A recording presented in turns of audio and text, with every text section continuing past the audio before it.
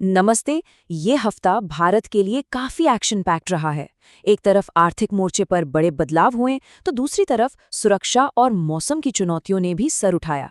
तो चलिए सीधे मुद्दे पर आते हैं और देखते हैं कि इस हफ्ते देश में आखिर हुआ क्या।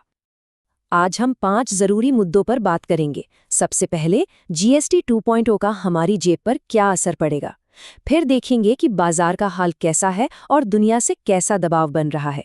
इसके बाद देश की सुरक्षा से जुड़ी बड़ी खबरों पर बात करेंगे, राज्यों में चल रहे डेवलपमेंट प्रोजेक्ट्स पर नजर डालेंगे और आखिर में पंजाब में आई बाढ़ के संकट को समझेंगे।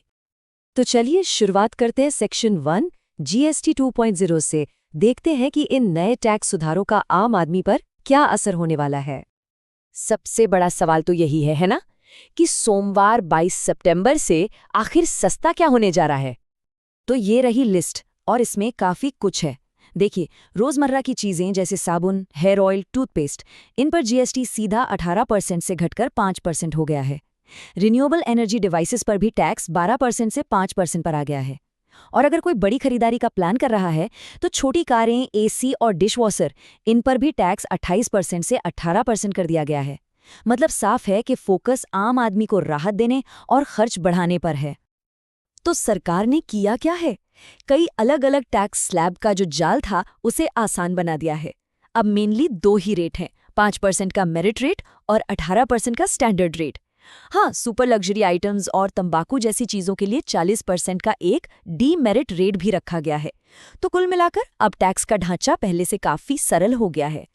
लेकिन इस पर विपक्ष का नजरिया, जैसा कि आप सोच सकते हैं, बिल्कुल अलग है। कांग्रेस अध्यक्ष मल्लिकार्जुन खड़गे ने कहा है कि सरकार ने कांग्रेस के सिंपल जीएसटी की जगह गब्बर सिंह टैक्स लगाया था और अब जब जनता को गहरे जख्म दे दिए तो उस पर एक छोटा सा बैंडेड लगा रही है। तो एक तरफ सरकार इन बदलावों को जीएसटी बचत उत्सव कह रही है, जिससे हर परिवार को फायदा होगा और ग्रोथ बढ़ेगी।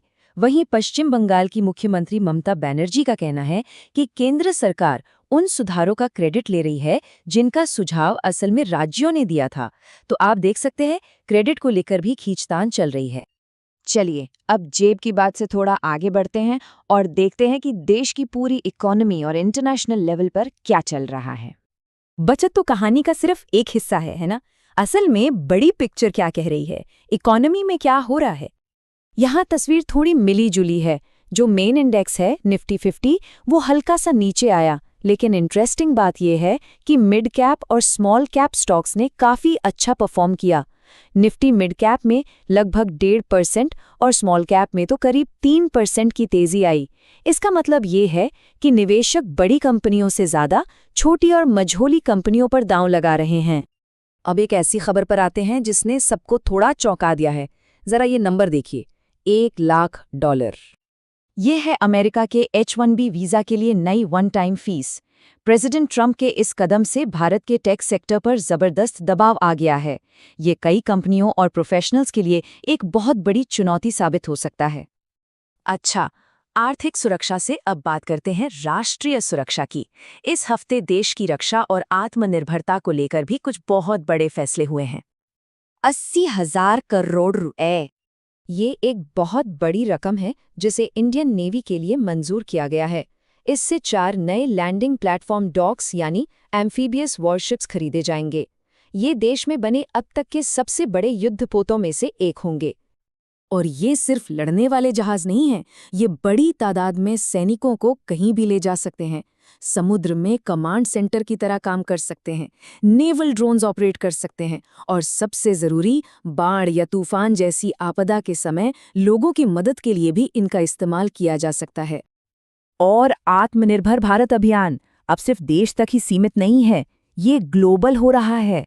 रक्षा मंत्री मोरक्को में भारत के पहले डिफेंस मैन्युफैक्चरिंग प्लांट का उद्घाटन करने वाले हैं, जो अफ्रीका में होगा। ये भारत के डिफेंस सेक्टर के लिए एक बहुत बड़ा कदम है। तो ये तो हुई नेशनल लेवल की बात। अब थोड़ा जूम इन करते हैं और देखते हैं कि हमारे राज्यों में किस तरह का विकास हो रहा है। पूरब से लेकर नॉर्थ ईस्ट तक काफी कुछ चल रहा है। एक छोटी सी झलक देखें तो बिहार में शहरों के विकास के लिए 1300 प्रोजेक्ट्स शुरू किए गए हैं।